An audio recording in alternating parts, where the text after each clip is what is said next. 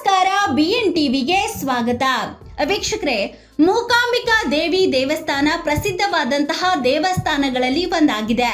ಈ ದೇಗುಲ ಶ್ರೀಕೃಷ್ಣನ ನಾಡು, ದೇಶದ ಇನ್ನೊಂದು ಪ್ರಸಿದ್ಧ ದೇಗುಲ ನಗರಿ ಉಡುಪಿಯಿಂದ ಸರಿಸುಮಾರು 80 ಕಿಲೋಮೀಟರ್ ಮತ್ತು ಕಡಲ ತಡಿ ಮಂಗಳೂರಿನಿಂದ 135 ಕಿಲೋಮೀಟರ್ ದೂರದಲ್ಲಿದೆ. ಈ ದೇವಾಲಯವು ಕೊಡಚಾದ್ರಿ ಶಿಖರದ ತಪ್ಪಲಲ್ಲಿದೆ.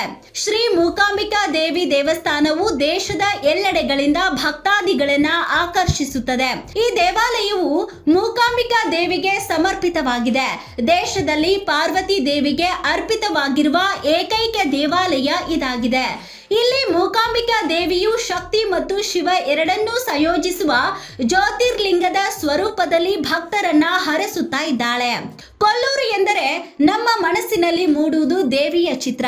ದೇವಿ ಇಲ್ಲಿಯೇ ಮೂಕಾಸುರ ಎಂಬ ರಾಕ್ಷಸನನ್ನ ಕೊಂದು ಹಾಕಿ ಲೋಕದಲ್ಲಿ ಶಾಂತಿ ನೆಲೆಸಿದಳು ಎಂಬ ಐತಿಹ್ಯವಿದೆ.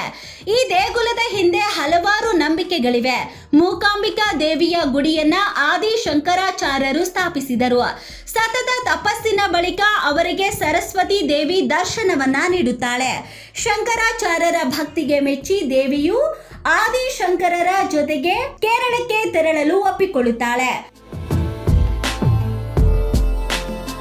ಕೊಲ್ಲೂರು ಮೂಕಾಂಬಿಕಾ ದೇವಸ್ಥಾನವು ಕರ್ನಾಟಕದ ದಕ್ಷಿಣ ಭಾರತದ ಅತ್ಯಂತ ಪ್ರಸಿದ್ಧ ದೇವಾಲಯವಾಗಿದೆ. ಮೂಕಾಂಬಿಕಾ ದೇವಸ್ಥಾನವು ಕರ್ನಾಟಕದ ಉಡುಪಿ ಜಿಲ್ಲೆಯ ಕೊಲ್ಲೂರಿನಲ್ಲಿದೆ.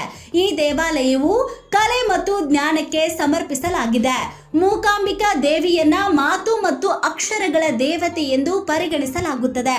ಕೊಲ್ಲೂರು ಮೂಕಾಂಬಿಕಾ ದೇವಾಲಯವನ್ನ ಸ್ಥಾಪಿಸುವ ಜವಾಬ್ದಾರಿಯನ್ನ ಮಹಾನ್ ತತ್ವಜ್ಞಾನಿ ಮತ್ತು ದೇವತಾ ಶಾಸ್ತ್ರಜ್ಞ ಆದಿ ಶಂಕರಾಚಾರ್ಯರು ವಹಿಸಿದ್ದರು. ಅವರು ಅದ್ವೈತ ವೇದಾಂತವನ್ನ ವಿವರಿಸಿದ್ದರು ಮತ್ತು ದಶಾನಮಿ ಸಂಪ್ರದಾಯದ ಸಂಸ್ಥಾಪಕರಾಗಿದ್ರು. ಕೊಲ್ಲೂರು ಮೂಕಾಂಬಿಕಾ ದೇವಸ್ಥಾನವು 1200 ವರ್ಷಗಳ ಹಿಂದಿನ ಒಂದು ಘೋರ ಇತಿಹಾಸವನ್ನ ಹೊಂದಿದೆ. ಸ್ಥಳೀಯ ರಾಜರಲ್ಲದೆ ಕೆಳದಿ ರಾಜವಂಶದ ಪ್ರಸಿದ್ಧ ರಾಜರಾದ ಶಂಕನ ನಾಯಕ್ ಮತ್ತು ಶಿವಪ್ಪ ನಾಯಕರು ದೇವಾಲಯಕ್ಕೆ ಉದಾರವಾಗಿ ದೇಣಿಗೆಯನ್ನ ನೀಡಿದ್ರು ಮತ್ತು ನವೀಕರಣಗಳನ್ನ ಮಾಡಿದ್ರು. ಆದಿ ಶಂಕರಾಚಾರ್ಯರು ಸರಸ್ವತಿ ದೇವಿಯ ಮಹಾನ್ ಭಕ್ತ. ಒಂದು ದಿನ ಆತನ ಭಕ್ತಿಯಿಂದ ಸಂತಸಗೊಂಡ ದೇವಿಯು ಅವರ ಮುಂದೆ ಕಾಣಿಸಿಕೊಂಡು ಅವರಲ್ಲಿ ಒಂದು ದೇವಾಲಯವನ್ನ ನಿರ್ಮಿಸುವಂತೆ ಕೇಳಿಕೊಳ್ಳುತ್ತಾಳೆ. ನಂತರ ಶಂಕರಾಚಾರ್ಯರು ದೇವಿಗೋಸ್ಕರ ದೇವಾಲಯವನ್ನ ನಿರ್ಮಿಸುತ್ತಾರೆ. ದೇವಿಯನ್ನ ಪಾರ್ವತಿ, ಸರಸ್ವತಿ, ಲಕ್ಷ್ಮಿ ಎಂದು 3 ರೂಪಗಳಲ್ಲಿ ಪೂಜಿಸಲಾಗುತ್ತದೆ. ಇಲ್ಲಿನ ಜ್ಯೋತಿರ್ಲಿಂಗದ ಬಲ ಅರ್ಧವು ಬ್ರಹ್ಮ, ವಿಷ್ಣು ಮತ್ತು ಶಿವನನ್ನ ಪ್ರತಿನಿಧಿಸುತ್ತದೆ.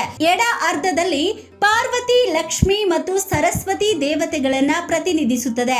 ಈ ದೇವಾಲಯವು ಕರ್ನಾಟಕದ 7 ಮುಕ್ತಿ ಯಾತ್ರಾ ಸ್ಥಳಗಳಲ್ಲಿ ಒಂದಾಗಿದೆ. ಪಂಚಮುಖ ಗಣೇಶನ ಅಪರೂಪದ ಶಿಲ್ಪ ಇಲ್ಲಿದೆ. ಸೌಪರ್ಣಿಕ ನದಿಯ ದಡದಲ್ಲಿರುವ ಗರುಡ ಗುಹೆ ದೇವಿಯನ್ನ ಮೆಚ್ಚಿಸಲು ಸುಪರ್ಣ ತಪಸ್ಸು ಮಾಡಿದ ಸ್ಥಳವೆಂದು ನಂಬಲಾಗಿದೆ. ದೇವಾಲಯಕ್ಕೆ ಭೇಟಿ ನೀಡುವ ಭಕ್ತರಲ್ಲಿ ರಾಜಕಾರಣಿಗಳು, ಚಲನಚಿತ್ರ ತಾರೆಯರು ಮತ್ತು ಇತರ ಗಣ್ಯರು ಇದ್ದಾರೆ.